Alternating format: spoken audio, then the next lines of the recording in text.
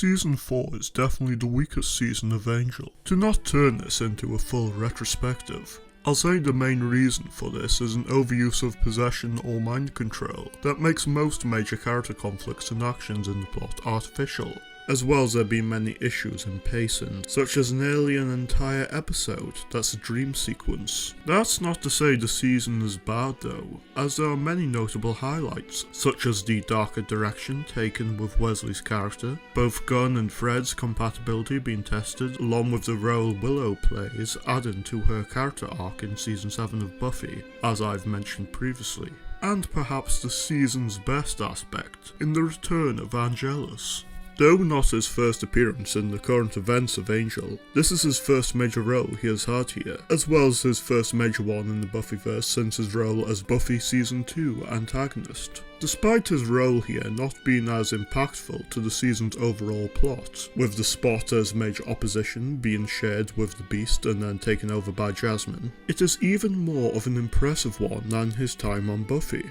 A major part of what made Angelus' position as antagonist in Buffy stand out was less so in his characterization, which, despite being fine, was certainly no spike, and was primarily a narrative foil to Buffy's perceptions and hopes. Despite his actions and analyses of other characters, this doesn't quite broaden him far beyond that when Buffy's main cast, especially in the earlier seasons, reflect or support her to some capacity. With Angel's main cast not so much orbiting around Angel and having far more individual arcs, Angelus performing similar tactics against them adds more variety to their reactions to the information. There's also the tonal difference between Buffy Season 2 and Angel Season 4. Whereas Buffy is notable as a story focused on the idea of grown up and its cast in earlier seasons in their more simplistic stages, Angel is a series with far more focus on life as an adult and the mature problems with it, as well as having the benefit of exploring its characters in more depth, with roughly twice the runtime for these Angelus comparisons. As I mentioned in the previous video, a standout example is with Gunn, in which Angelus's verbalizing of Gunn's insecurity in being viewed purely as one-dimensional muscle, despite his multifaceted personality, helps shape the direction his arc in Season 5 goes, and the harrowing consequences of it.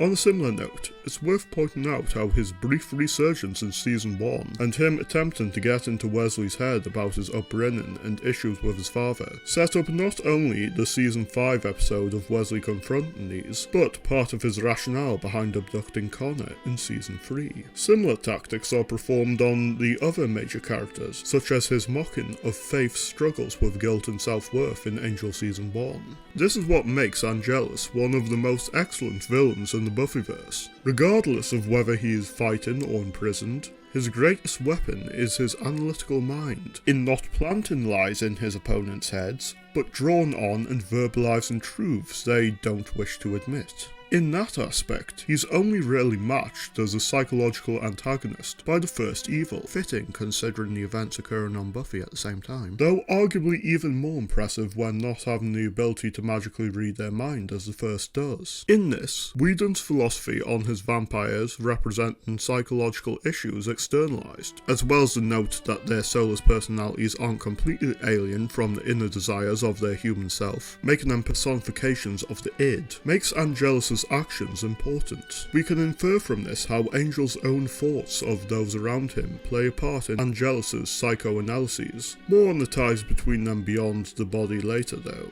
This also shows a change in approach from Angelus' actions in Sunnydale. His actions on Buffy were very bombastic in the utilization of the Judge and bringing about the end of the world. After having his plans foiled by those who seemed completely unassuming, and surrounded by a group Angel would consider even more competent, Angelus takes a smarter approach in manipulating the group, as well as picking and choosing his battles well, which we'll get into. During the time in which the sun is gone from Los Angeles, there are two notable instances of Angelus' character characterization. The first is when staking a vampire that annoyed him, which displays his lack of value towards his kind, if they cannot act as a work of art to him, as his corruption of Drusilla did, nor serve a utilitarian purpose as a minion, as he seemed to consider William. His other key action is in killing the beast, when both create an opening in Faith acting as an unwilling distraction, before using the beast's own arrogance against them, in showing Angelus' true strength is his mind.